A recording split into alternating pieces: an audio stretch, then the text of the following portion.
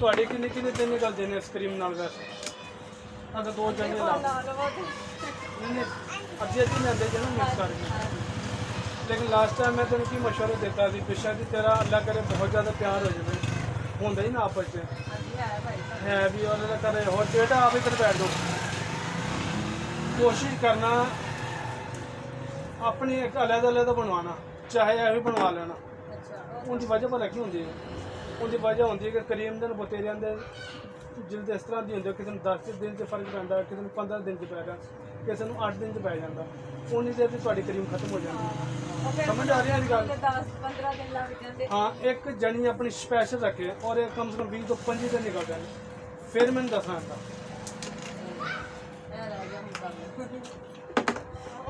नहीं मैं सही गल की कि नहीं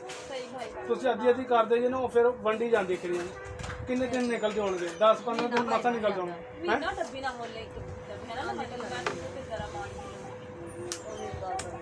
नहीं करो बेटा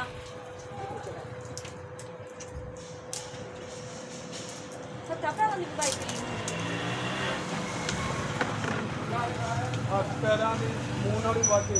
तो भाई हम कैप्सूल भी रखे हैं फोन वाला पा दी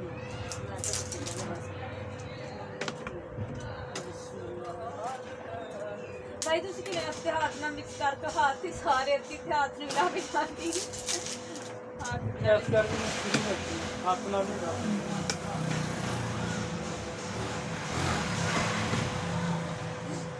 कभी ना रिसर्च करो तो सही नेट से आइसक्रीम की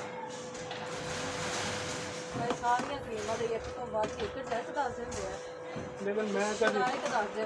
मैं कभी नहीं कहता जिस तरह लोग मिर्च मसाला ला के वीडियो बनाते हैं मैं नहीं हाँ जी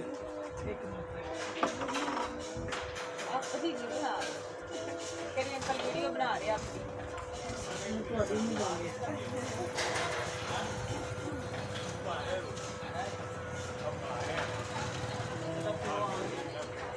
नीचे कर यूट्यूब चैनल है ना सारे मैं टिकटॉक यूट्यूब स्नैप से फेसबुक नाम तो मतलब सर्च करो आईडी का मैं दिखाना जा लोगों का कमेंट देखिए नेट पर सर्च कर लेना मैं लोगों वास्ते नहीं बना रहा नहीं मतलब लोग थले कितने होंगे ना अब कोई जाना बना मेरी कोई तारीफ करे मेरा सिर्फ वह मकसद है होंगे एक बंदे को नहीं पता ना चीज़ का चिड़िया क्रीम या कोई कितों मिलती है फिर रिसर्च भाई करके ਤੁਸੀਂ ਵੀ ਲਾਉਂਦੇ ਹੋਗੇ ਹੈ ਨਾ ਕਰੀਮ नहीं मैं नहीं ਇਹ ਮਜ਼ਾਕ ਨਹੀਂ ਹੈ ਨਾ ਭਾਈ ਤੋਂ ਪਹਿਲਾਂ ਇੰਜ ਨਹੀਂ ਹੈ ਉਹਨੇ ਸਾਫ ਕੀਤਾ ਇਹਦਾ ਮੈਂ ਕਹਿੰਦਾ ਸੀ ਭਾਈ ਕਹਿੰਦੇ ਮੈਂ ਲਾਉਂਦਾ नहीं मैं रखी अपनी मैं सिर्फ तिब्बत क्रीम के सीरम नहीं लेना ਹਾਂ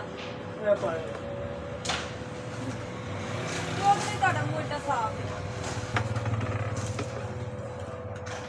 वो ऐसे लगा मैं कोई क्रीम नहीं ला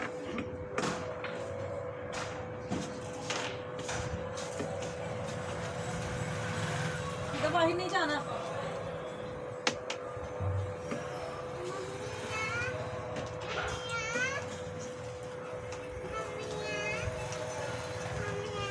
वैसे ना शाइयाँ छड़ दीजिए लेकिन मैंने परेशानी आएगी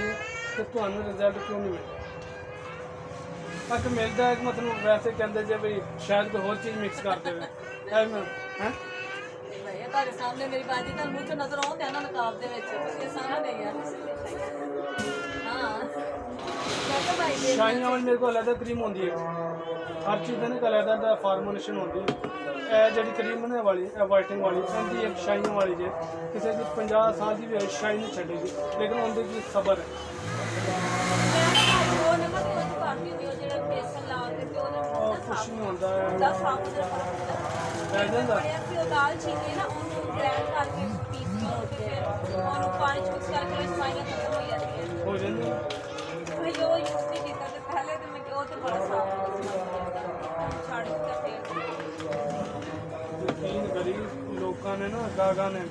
इन्ने महंगे ट्रीटमेंट करवाए ने और क्रीमा की